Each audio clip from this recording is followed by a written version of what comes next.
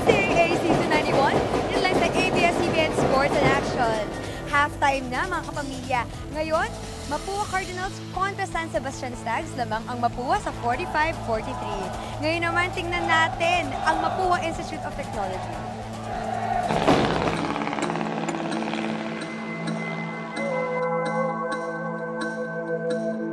Matatagpuan ang Mapua sa loob ng Intramuros sa Maynila na itinatag ng kauna-unahang registered architect sa Pilipinas.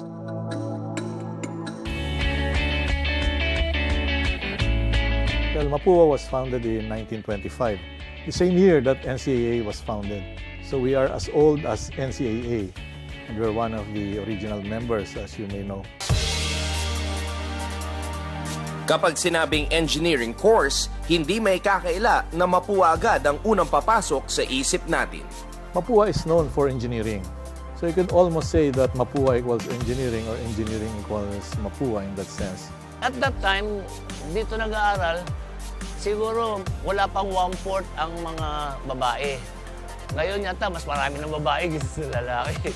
Kasi parang even before, there's a thinking na pagka-engineering, usually lalaki lang kumukuha. Pero now, it's different, di ba? Hindi lang sa engineering course sikat ang Mapua. Dahil ilan sa mga dating Mapua Cardinals ang naging tanyag sa larangan ng professional basketball, gaya nina Alvin Patrimonio at Atoy Co.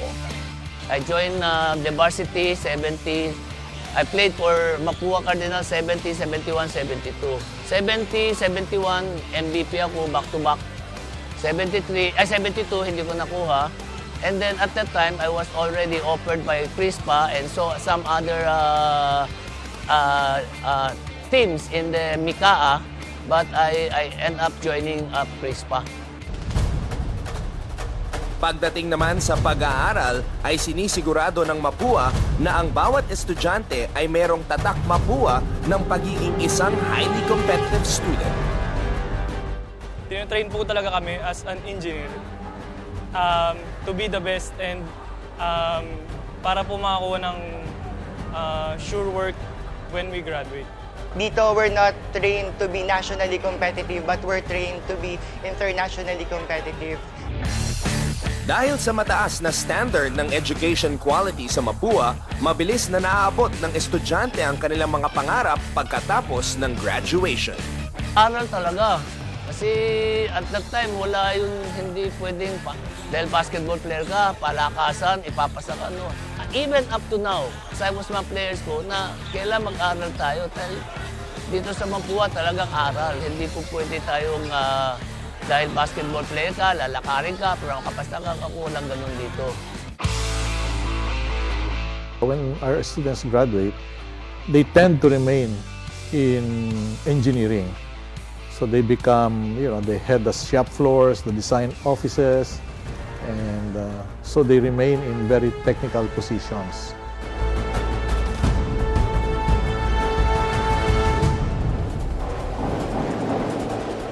Ayan mga kapamilya, para na tayo nag-history class at nag-tour pa sa Intramuros.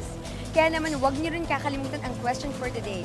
Aling team ang tahanan ng tibay? Para sagutin yan, gamitin niyo ang hashtag NCAA Season 91, hashtag galing SSC-R at hashtag galing MIT. Huwag niyo rin kalimutan bumisita sa website www.sports.abs-cbn.com.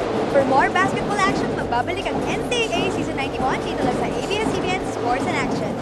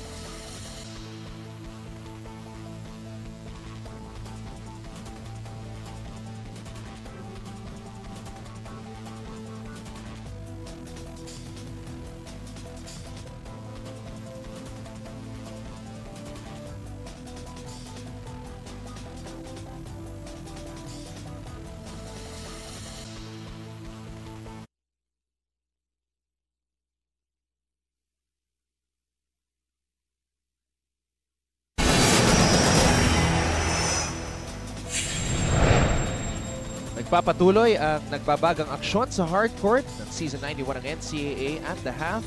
Ang ating talaan 45-43 lamang ang Mapua Institute of Technology kontra sa San Sebastian College Recoletos. At sa lahat ng mga PLDT Home and Smart subscribers, you can enjoy entertainment everywhere with the country's biggest selection of videos on demand from iFlix. Puntahan nyo lang ang iflix.com and start your complimentary 14-day trial today. What we expected dito sa bakbakan sa pagitan ng Cardinals at Golden Stags, a highly offensive one.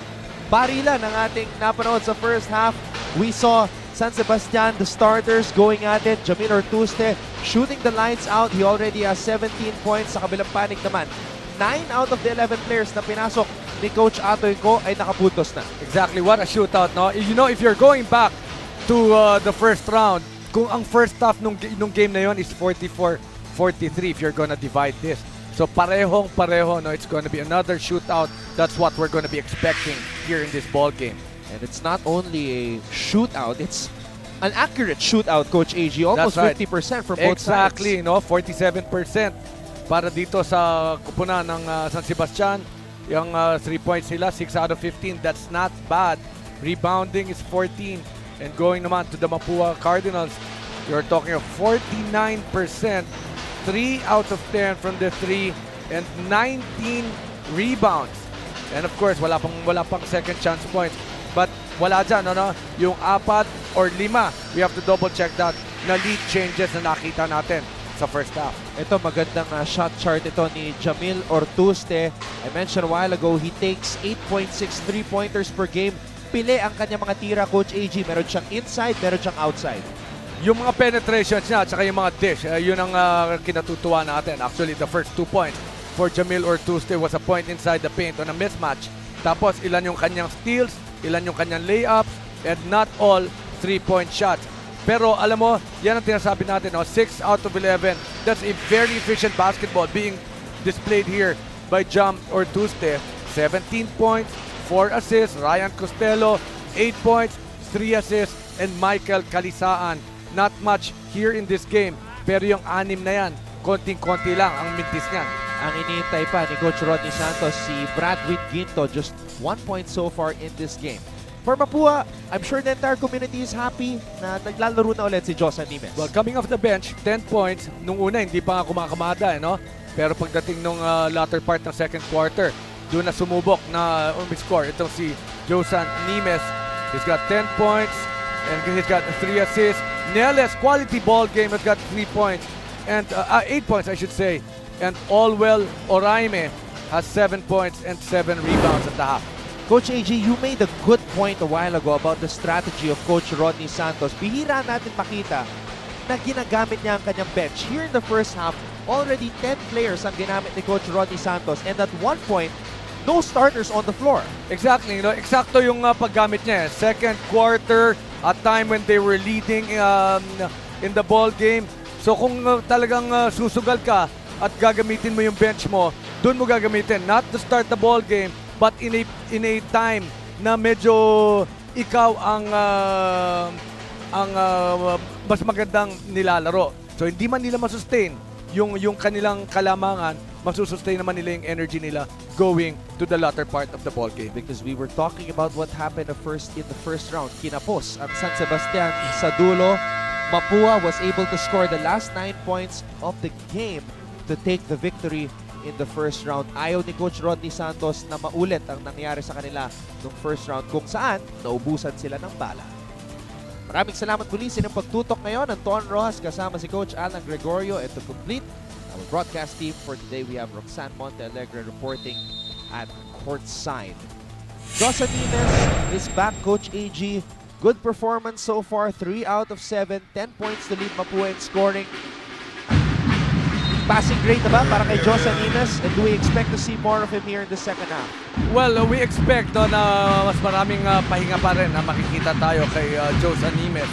He's not being started by Coach Atoy here to start the second half. Menina doing very well. Ezekiel Biteng is not gonna hesitate. That shot. And that was over Jam Ortuste. So sabi nito si Biteng, kung kaya mo, kaya ko rin. Pangalawang tres na yan ni Ezekiel Biteng. Meron ng 8 puntos dito sa larong ito. Trying to respond on the other side. Talisan. Turns around, hook shot, no good. Rebound para kay David. Talisan. Sumobra yung kanyang short staff. Hindi muna ginamit ni Coach Rodney Santos. Si Ginto dito sa larong ito. It's David on the floor. Ortuste. Bitin yung kanyang jumper. Mark Branya. Running over the defense of Jeric Fabian, and he's able to score. The veteran has 4 points. Alam mo kung bakit hindi pwedeng tawagan ng offensive foul? Kasi hindi naman niya niliparan eh. No? He got the advantage. Nakita niya, kailangan niya mag-sidestep ng bahagya. At yun, ginamit niya yung kanyang katawan. So he did not really force the issue. Veteran move para kay Branya. Bitin yung tres ni Ryan Costello. Menina orchestrating the offense para kay Coach Atoy Ko. Biting sees daylight. Offensive rebound para kay Oraime. Binangga ng 2 Golden Stags. At may tinawag na foul dito kay Kalisaan. You will not hesitate in taking the outside shots. That's Ezekiel Biteng. Knowing that Allwell Oraime is there to get the offensive rebound. Nobody to match up at this point, at this time, for the San Sebastian Stag without Bradwin Ginto. Last play of the game brought to you by Smart Dip, the Smart Life. Mark Branya. Sinagasaan ng depensa. That was the play we were talking about a while ago. Winarning nga itong si Michael Kalisaan for resentment to a call he found out in the last game kontra sa LPU. At ngayon, meron na siyang 3 personal fouls.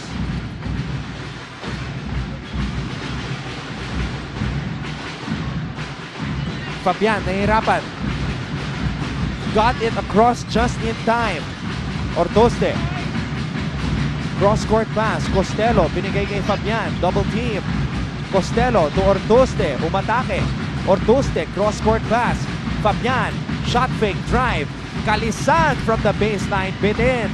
Rebound, Oraime. That's 11 rebounds now for Oraime. Biting. Zigzagging his way to take that shot. Wala. Cross-court pass. Menina naman. And Shea Menina knocks it down. 7 points para kay Menina dito sa laban na to. And don't look now. 53-43. San Sebastian has not scored here to start the third quarter, Ton. Biggest lead of the game now for Coach Atoy Co's team. Fabian in and out. And all of a sudden, hirap sa opensa. Itong kobonan ni Coach Rodney Santos. Biting from the outside. In and out. Almost an offensive rebound para sa Mapua. Oraime could not hold on to the basketball. Napulot ni David ang bola. Fabian. Costello over Oraime. That's a good extra pass on the part of Jeric Fabian. First 2 points for San Sebastian here in the third quarter. Zone defense ang pinapakita ng kobonan ni Coach Rodney Santos. Branya wants it down low. Cross-court pass stolen away by Jason David. David, dire-diretso.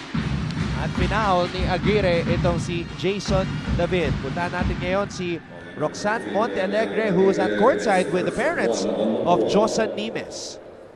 Thank you, Anton. Yes, we're so lucky to have the parents of Josan Nimes with us, who came all the way from Arizona, USA. Hi, Mommy Susan. How did Josan start to play basketball? Nag-start siya maglaro ng basketball nung 5th and 6th grade siya sa Sydney, Australia. And then, ang passion niya talaga basketball. Kasama siya ng dad niya kapag may mga all-Filipino basketball sa Plankton. Kasi maraming conferences doon, yung mga father ng mga young ones. And then, from there, nag-move kami sa Avondale, Arizona. Then, nag-play pa rin siya ng basketball, club basketball, varsity basketball. Alright, now I have here Daddy Manny. How did your son, how as parents, were you able to support your son because you're living abroad? Actually, nung magsimula siya maglaro dito sa Philippines, every year nagtatravel na kami, or kahit ako lang mag-isa, nagtatravel ako to show support. for my son, Josan. Kasi nag-iisa siya rito eh. So kailangan niya support.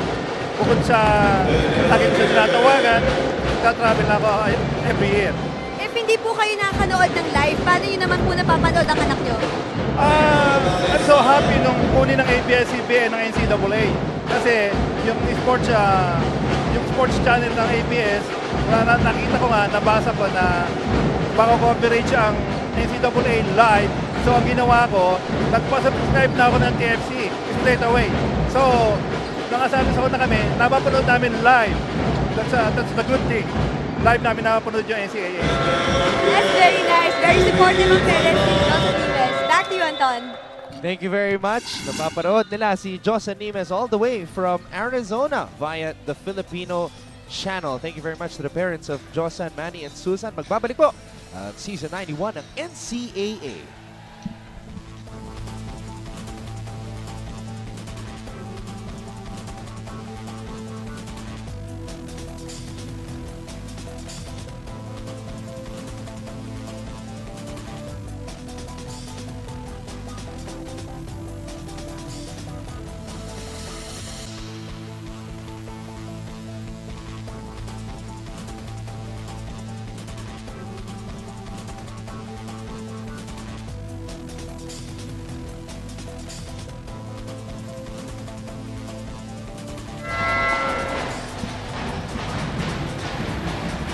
Sa lahat ng fans ng NCAA, the games are being broadcast live worldwide on ABS-CBN Sports in Action, particularly in the USA, Canada, countries in the Middle East, sa Europe, Australia, Japan, and the rest of the Asia-Pacific.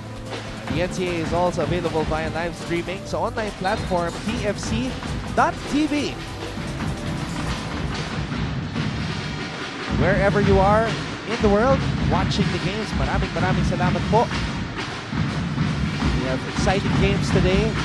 This one, an offensive duel sa pagitan ng Stags at Cardinals, at mamaya mapapanood natin San Beda College versus the Heavy Bombers ng JRU. Biting, tumira sa labas. Bitin lang. Well, ito sa third quarter, medyo marami ng bitin na tira. Itong si Biting. Baka napapagod na. So we expect some changes on the part of Coach Atoy. This is Stephen Q. Sinong papalitan? Bitin na nabibitin na So baka napapagod na nga ito si Ezekiel Biting. Stephen Q. so far in this game has 5 points. One of the spark plugs ni Coach Atoy ko. Jamil Rotuste, what a game. What a first half so far for him. The number 10 scorer in the NCAA, averaging 16.3 points per game. Meron na siyang 17 puntos dito sa ating laro. But you know, so far here in the third quarter, some handcuffs being put onto him by the defense of the Mapua Cardinals. Aguirre launches for 3. Branya with a rebound. 9 on the shot clock. Nieles, double team. Q with a fake, with a drive, he traveled. Well, that was already an open shot in the part of Stephen Q. His teammates telling him and urging him, dapat tinira mo na yun, no? Another tweet from Sheridan Adriano, working while watching. Sana di mahulin nila, boss. Kaya mo, nag-tweet din kanina si boss eh. Nanonood din siya. So okay lang yan. Tapping ka ng bola, mare-recover ni Spencer Preta. Preta gives it to Ginto. San Sebastian has to shoot. Triple on the way. No good para kay Vera, who just checked in. Mark Branya with a foul as Michael Calisan was running down the floor. Well, it was just good timing. Nakikita mo talaga veterano na, no? Nung makikita niya, it's a foregone conclusion. Makukuha talaga ni Olwell Araime. Started running. That's the lick out. And here's the finish by Branya. That would mean 2 free throws. Branya with 4 points in the game so far. As David, also another product from Pampanga, checks back into the game. Bradwin Ginto. Relax lang si Bradwin. Maski na wala pa siyang nakukuhang field goal dito sa larong ito. Hindi, napapangiti na siya dahil kanina pa siya box out pero nakukuha pa rin ni Olwell Oraime yung bola. Pero isa pa lang ang tinitira nitong si Bradwin Ginto. Hindi siya nabibigyan ng opportunity. And you know, that's a good point right here para sa kuponan ng San Sebastian. Baka gusto rin nilang atakihin yung depensa nitong si Olwell Oraime, no? Para na sa ganon, mapagod din to si Olwell Oraime or at least try to put him in early foul trouble. Oraime is only the true center. Is the only true center on the Mapua lineup. So that's a good ploy. But Oraime taking care of his fouls is something that he has learned. Remember, the first game of the season, he fouled out very early against San Beda. And since then, he has learned to take care of his fouls. Siyempre, nung unang laro, ano? Daming tao. Tapos sila pa yung host. Although he played very well for that ball game. Ito, is this an opportunity for Bradwin Ginto to score here in this ball game? Running opportunity sa loob-loob niya. Akin na to. Bradwin Ginto, unang puntos para sa San Sebastian. Nieles. Pinasa, naagaw ni David. David to Spencer Preta. Bitin yung kanyang layup. Sayang pagkakataon. Look out below! Olwell Oraime throws it down. I like the baby steps, no? The timing for Olwell Oraime, something that he has really improved on. Even getting that ball on the break and finishing with a slamma jamma. Strong move of the game brought to you by Smart. Live the Smart Life. Labanan ng dalawang sentro. Bradwin Ginto para sa San Sebastian at sa kabilang panig naman Olwell Oraime. That's the matchup for both teams today. The featured matchup. Nimes back on the floor para kay Coach Atoy Ko. Nimes, huge advantage against Vera in the post. Nimes decides to back up. Nimes putting the moves on Vera. That's a foul on Vera.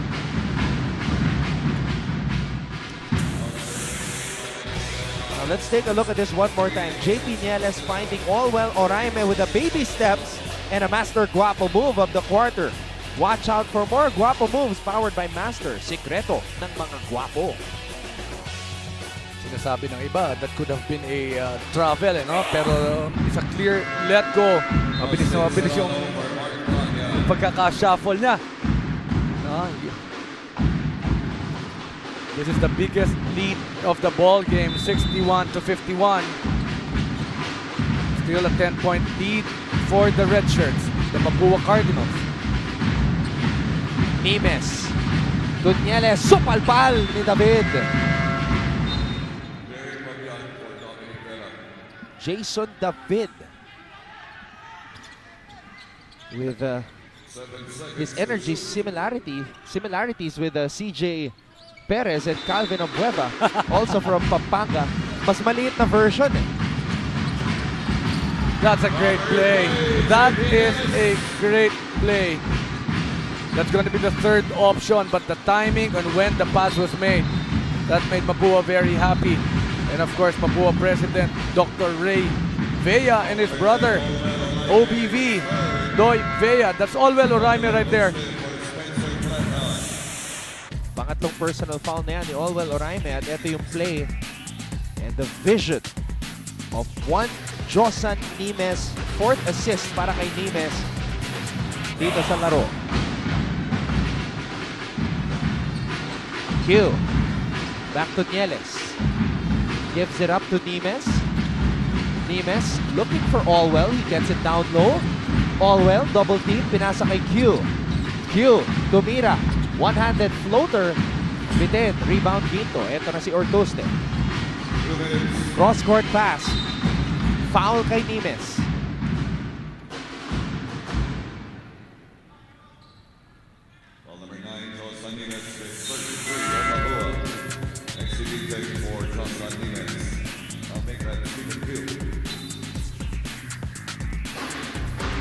Clearly a foul there on Josan Nimes as we have a minute and 57 remaining dito sa third quarter.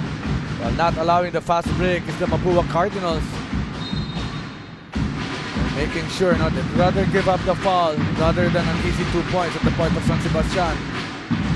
They have not set up Jam or Tuesday here in the third quarter. I have not even seen Jam or Tuesday make or take a single shot. Wala pa, hindi pa tumitira itong si Ortuste dito sa third quarter. But as you said, he's been handcuffed by the Mapua defense.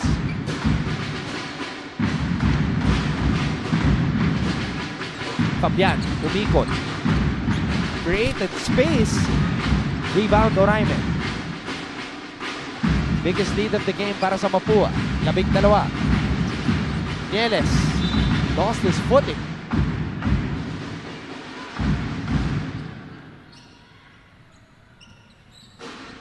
Nieles, 10 points, 4 out of 5 from the field. Very efficient for Nieles, who picked up 3 fouls early in the first half. 80% shooting and just doing a good job quarterbacking for Coach Atoy. Jam or Tuesday, still no shots. Bradwin Quinto, finally, they would want that ball inside to Bradwin Quinto. Kaya sabi ni Olwell Oraime, wag ka nang fumaul, nandito naman ako eh. Bradwin Quinto, that was only the second shot. Hirit naman ni Marge watching the NCAA while reviewing for tomorrow's exam. Galing dinidescribe pa nila kung ano ang kanilang ginagawa while watching the NCAA. Merong may asthma, merong naguhugas ng pinggan, merong nagtatago sa boss. Pati ang hindi nga nila alam, pati si boss nagtatago sa kanila eh. Di ba? At saka yung mga may asthma, alam mo bakit? Dami kasing smoke belchers. Follow my tweet, Anton. Follow my tweet. Follow Coach AG, guys. Stop everything. Stop what you're doing and follow at Coach Alan G on Twitter. 65-53 ang ating talaan. Less than a minute to go in the third. Inside pass. Quinto. Babalik sa free throw line. And now he's getting the ball inside. Tama yung ginagawa nito si Bradwin Quinto, no? After setting a screen, he's just rolling hard, getting that ball, taking it strong. An opportunity for him to score and try to get the fouls from the other big man while Olwell Araime is not playing at this point of the ball game.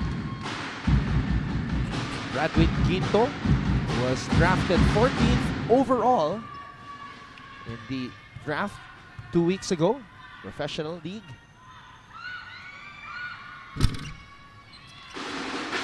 Seven points now for Bradwin.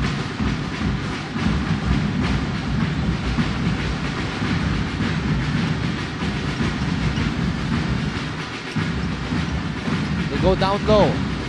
Serrano, pinopostean ang kanyang bantay.